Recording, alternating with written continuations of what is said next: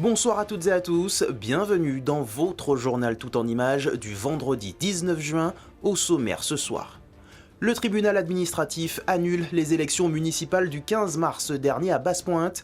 Kevin Capron, battu dans les urnes par Marie-Thérèse Casimirius, avait déposé un recours en annulation dénonçant plusieurs irrégularités. Quelles conséquences pour les Pointois? On en parle dès le début de cette édition. Des policiers visés par des tirs d'armes à feu hier soir à Fort-de-France. 2 incidents ont été signalés au quartier d'Ilon et sur le boulevard Général de Gaulle. Les forces de l'ordre dénoncent le climat de violence qui pèse en Martinique et redoutent que la fonction ne paye un lourd tribut dans un avenir proche.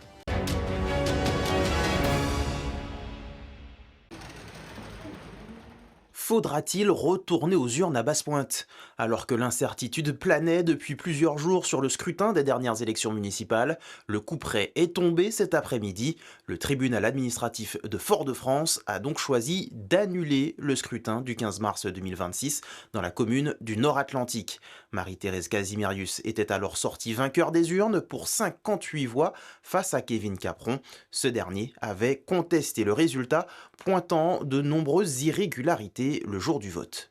Et aujourd'hui, on se satisfait que ce soit le tribunal qui valide, qui va dans notre sens, qui dit que ces élections ont été volées au point 3 et au point 3 et que les élections ne se sont pas passées dans les règles de l'art et de façon impartiale et honnête. On est confiant parce que notre dossier est quand même solide.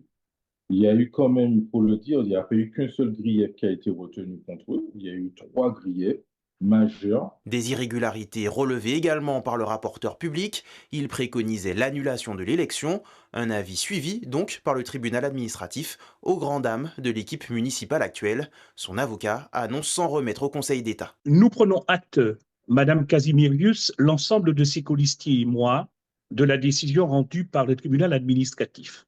Mais nous ne la partageons pas. Et donc, nous allons exercer la voie de recours pour que le Conseil d'État puisse se prononcer. En clair, il faut savoir que la partie adverse avait soulevé une multitude de points. Ils ont tous été rejetés. Et donc, nous irons devant le Conseil d'État pour connaître leur position et l'analyse qu'ils font de la décision rendue en première instance. 2 autres recours en annulation étaient étudiés cet après-midi. Ils concernaient le Prêcheur et Sainte-Anne. Dans les 2 cas, les requérants ont été déboutés de leur demande.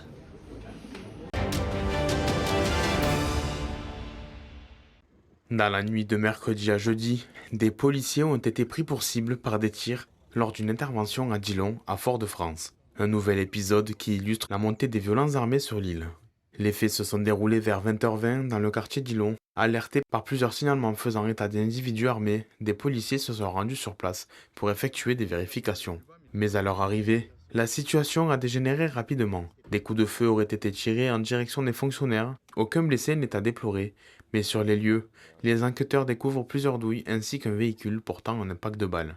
Pour les gardiens de la paix, cet épisode marque un nouveau seuil dans l'escalade de la violence. Désormais, les forces de l'ordre ne sont plus seulement confrontées à la délinquance du quotidien, elles peuvent aussi devenir des cibles lors de leurs interventions. Le sentiment des collègues suite à cet événement de hier soir, c'est la colère.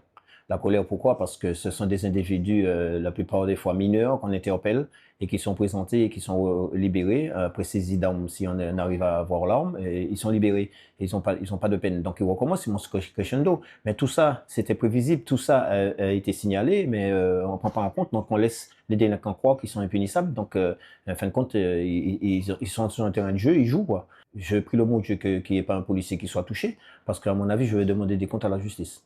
Nous, policiers, nous demanderons des comptes à la justice. Les investigations se poursuivent afin d'identifier l'ensemble des personnes impliquées. Dans le même temps, les forces de sécurité ont multiplié les opérations sur le terrain au cours de la nuit. Ces dernières heures, un mineur de 16 ans a été interpellé et placé à la disposition des enquêteurs. Son rôle exact dans cette affaire reste à déterminer. Ce mercredi, l'État et les pouvoirs politiques étaient réunis pour ensemble se mettre en action sur la question de la sécurité en Martinique. Invités, les représentants syndicaux n'étaient pas présents. Toutes les réunions qu'ils font sur la sécurité, nous, on ferme les yeux et puis on bouche les oreilles. Parce que ça fait un moment qu'on signale, ça fait un moment qu'on dit et puis qu'on subit et que personne n'écoute. Et puis subitement, on se réveille. Il y en a un qui s'est réveillé un matin et puis il a dit, ouais, il y a de la violence, on va s'occuper. Mais c'est du blablabla, il y aura rien derrière. On le sait très bien. Maintenant, le préfet, lui au moins, ça fait un moment qu'il est à côté de nous pour ce genre de truc et ça n'a pas failli. Lui au moins, je peux dire que je vais le suivre de ce qu'il dit puisqu'on sait, puisqu'on est au courant. Pour rappel, depuis le début de l'année, 12 homicides par arme à feu sont à déplorer sur le territoire.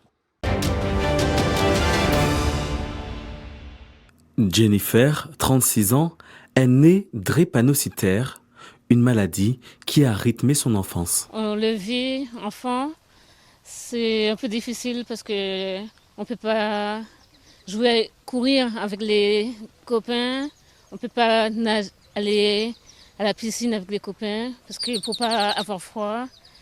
Il faut faire attention à ce qu'on fait.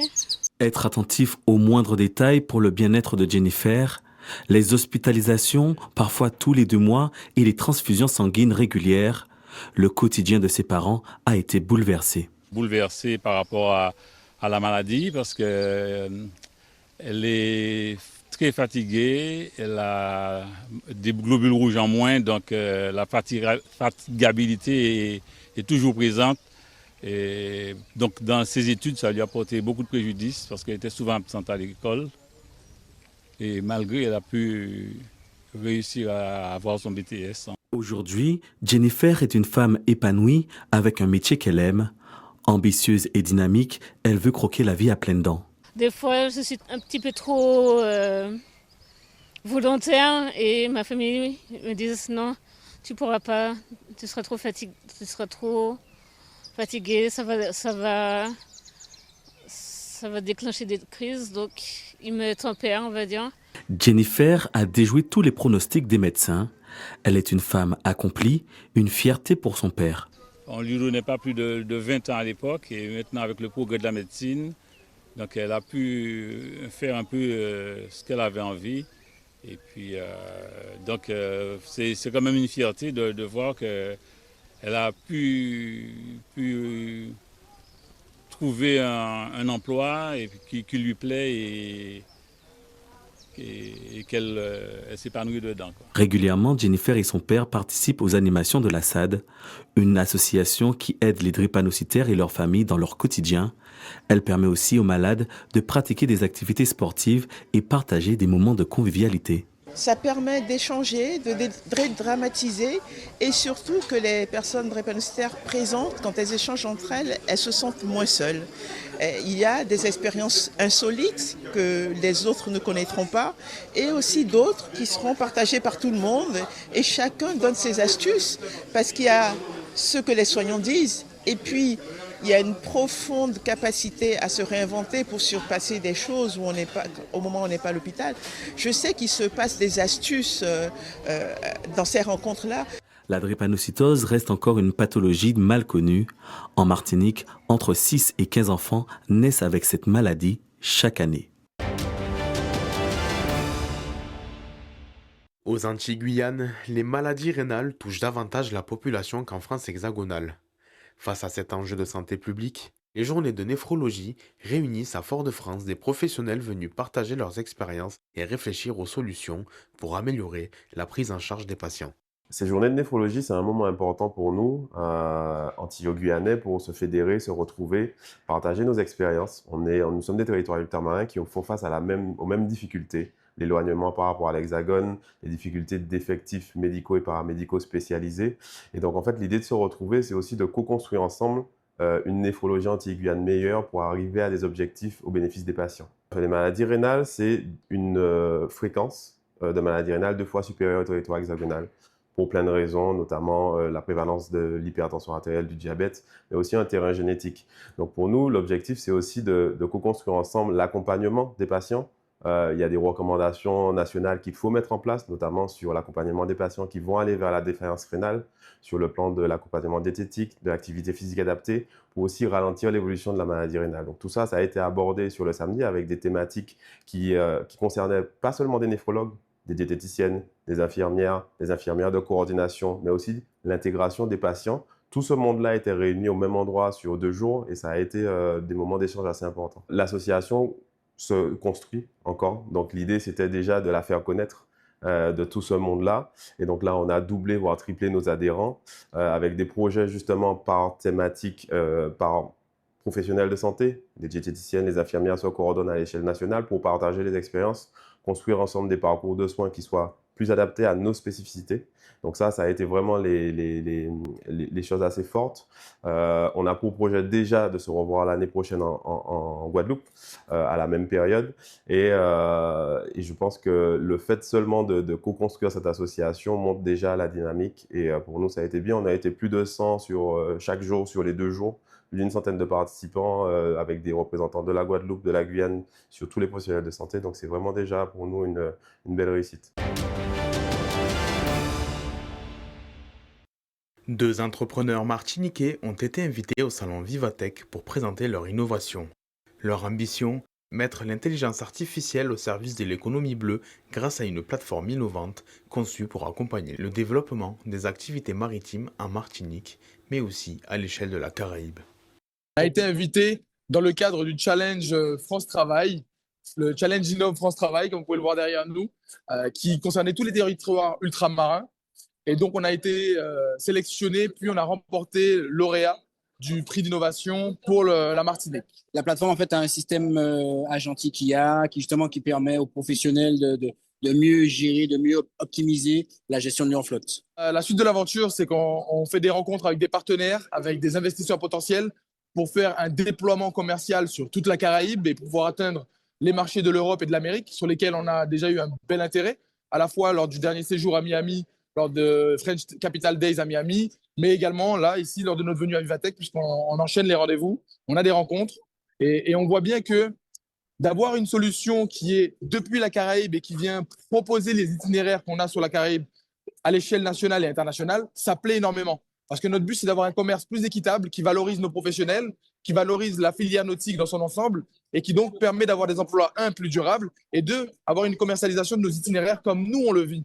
Et comme les touristes auraient aimé le vivre également. Et au niveau de l'économie bleue, l'intérêt, c'est d'avoir véritablement des actions concrètes sur le terrain, au-delà de ce magnifique mot de l'économie bleue, du tourisme bleu, c'est d'avoir un impact sur l'économie et que ça se ressente pour nos compatriotes, nos concitoyens, et que cette problématique de saisonnalité, d'ultra-fragmenté, c'est dans toutes les îles, c'est pas que la Martinique. Et donc, nous, ce qu'on fait, c'est que concrètement, avec cette plateforme, on va pouvoir solutionner et rendre des emplois peut-être plus durables, avoir une filière nautique qui travaille mieux, qui travaille tout au long de l'année. Christian Boutan, bonsoir. Bonsoir. Eh bien, merci d'avoir accepté notre invitation. Normal. Ce soir sur ATV, on parle de votre dernier ouvrage dans les coulisses de la musique de Martinique et de Guyane. C'est bien ça? Tout à fait, tout à fait. Alors, c'est mon premier ouvrage, si je peux Premier, le dire. Peut-être dernier. Je peux le montrer. Bien sûr. Voilà, dans les coulisses de la musique en Martinique et en Guyane. Merci beaucoup. Voilà. Pourquoi? Parce que j'ai travaillé dans ces 2 territoires. J'ai été directeur de la SACEM à la Martinique et à la Guyane.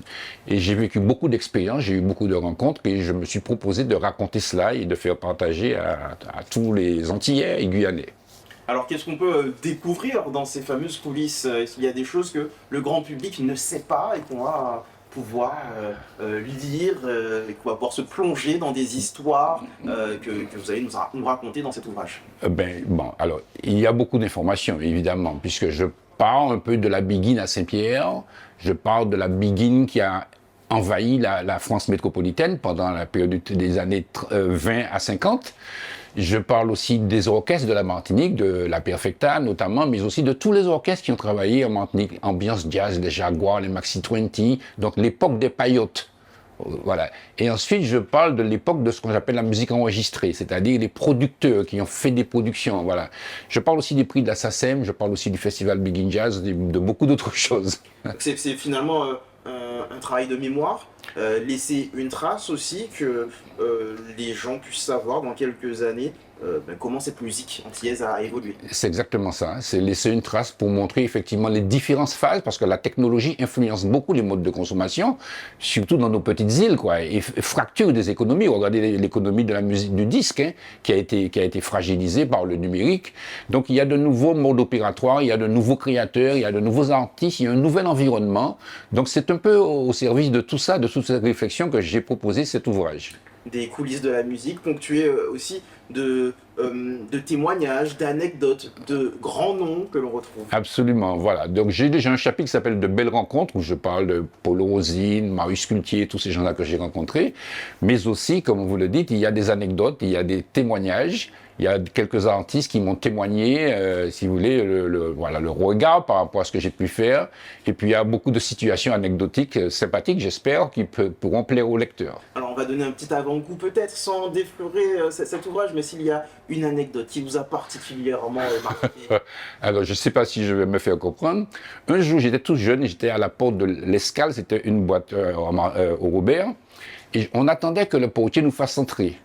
Et puis il y avait un bal qui se déroulait. Puis il y a un monsieur qui est arrivé dans une belle voiture, et on a su que c'était un médecin. Et puis il a dit « Pardon, où mange-t-on ici ?» Et le mec lui a répondu « Pas ni ton ici, il y a bal qui dit. » Effectivement, je pense qu'on aura compris. Voilà. Ce sont des petites anecdotes comme ça. Mais enfin, il y en a d'autres, quoi. Il y a voilà, à découvrir dans cet ouvrage, c'est un très bel ouvrage d'ailleurs, qui revient donc sur les coulisses, sur le passé de cette musique, mais dans lequel également vous interrogez sur l'avenir. Absolument. Alors juste, coulisses, c'est effectivement tous les opérateurs des producteurs, des discothèques, des hôtels, des entrepreneurs de spectacles, des diffuseurs, des radios, télévisions, c'est tout ça, les coulisses. Mais aussi, effectivement, une vie professionnelle vous nous amène des enseignements. Notamment quand on gère des droits d'auteur, on a un regard qui est assez large, hein, sur les stratégies qu'il faut mettre en place pour pouvoir développer, consolider les secteurs. Voilà, ça c'est notamment pendant de nombreuses années. Oui, c'est ça, en tout cas, mon expérience. Donc c'est vrai que à la fin de mon livre, je parle un petit peu de l'avenir. J'ai appelé ce chapitre-là « Moins rêvé ». Pays moins demain, un peu, par parodie un peu Mario Canoche, Pays moins jeudi. Et Moins rêvé, c'est un titre de Mano Césaire, de Malavoie. Et donc, je dresse un certain nombre d'idées, si vous voulez, qui pourraient servir à être discutées pour pouvoir orienter nos stratégies de développement. Une ou deux, peut-être ? Ben, je parle de la Maison de la Biguine, par exemple. Je parle d'un bureau de l'économie culturelle, parce que je considère qu'il y a une économie culturelle dans la littérature, dans la production audiovisuelle, dans la musique, etc., et qu'il est intéressant qu'on puisse creuser de façon moderne les stratégies. Je parle aussi, voilà, enfin, ça me revient pas, mais c'est vrai que j'essaie d'identifier un certain nombre de pistes d'action qui pourraient guider les politiques publiques et privées, si vous voulez. On peut parler de défiscalisation, de la production, il y a plein de choses, quoi. Et pensez-vous que nous sommes en droit de rêver en 2026 ? Nous avons l'obligation de rêver. Parce qu'autrement, non, je pense que, bon, sans toute prétention, il faut construire un monde.